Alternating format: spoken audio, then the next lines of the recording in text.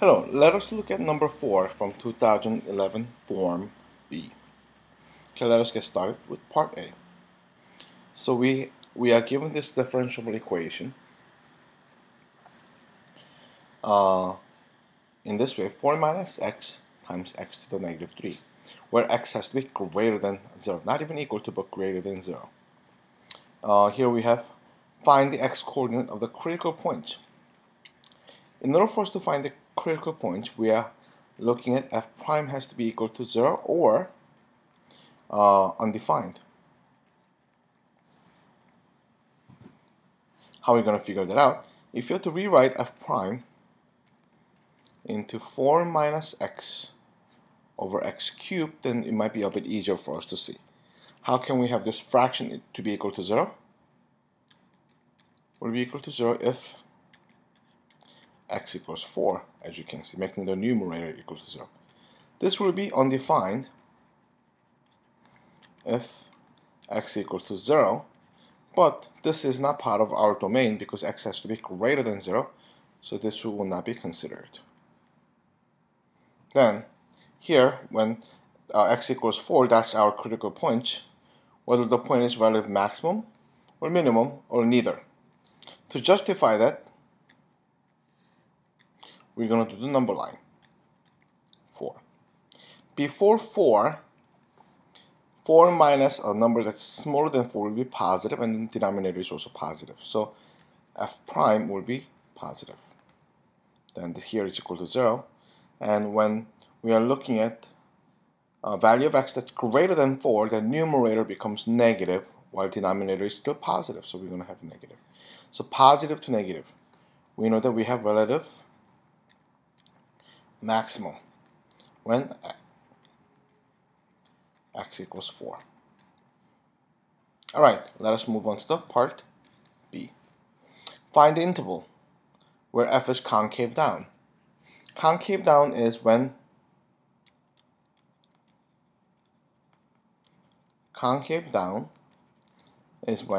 f double prime is less than 0. So let us take the derivative of this one more time.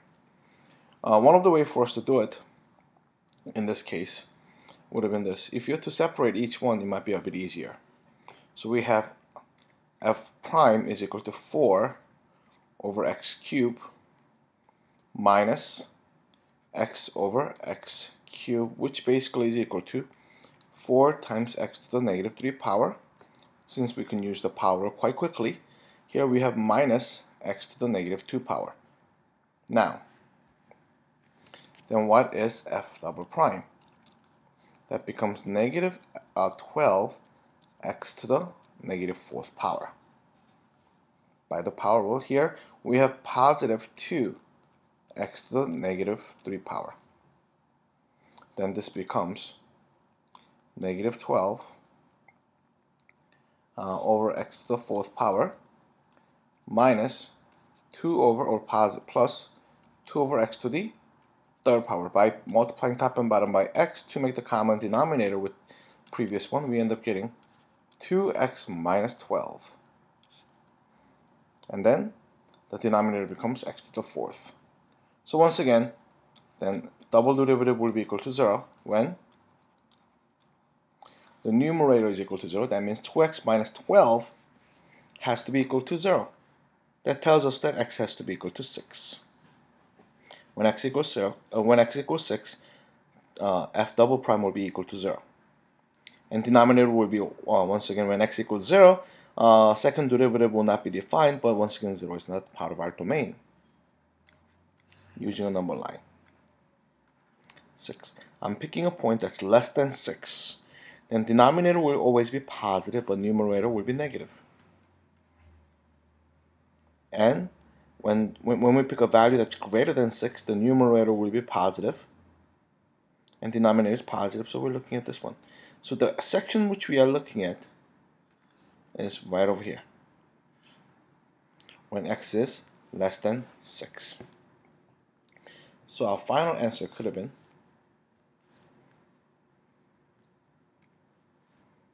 f is concave down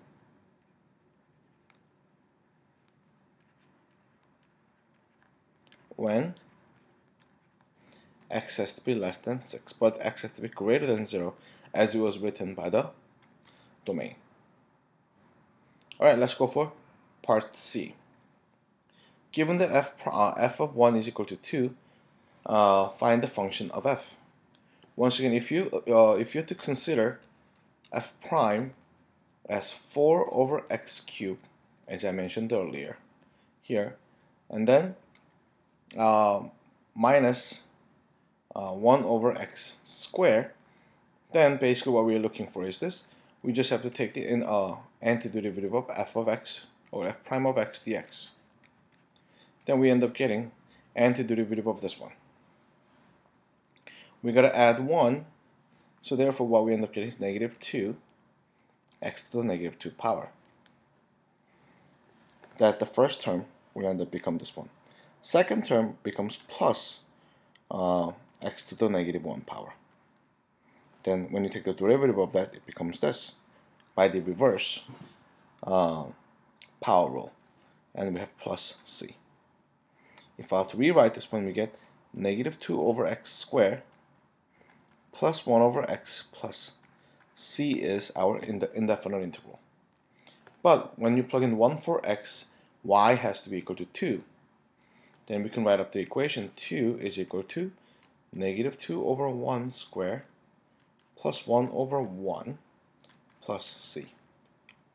Here we have positive 2 equals negative 2 plus 1 plus c. Then we get to realize that c must be equal to 3. Now we realize that c is equal to 3, then f of x then finally has to be equal to, right over here, negative 2 over x squared plus 1 over x plus 3. That becomes our final answer. Alright, that's it. Have a nice day. I'll see you later.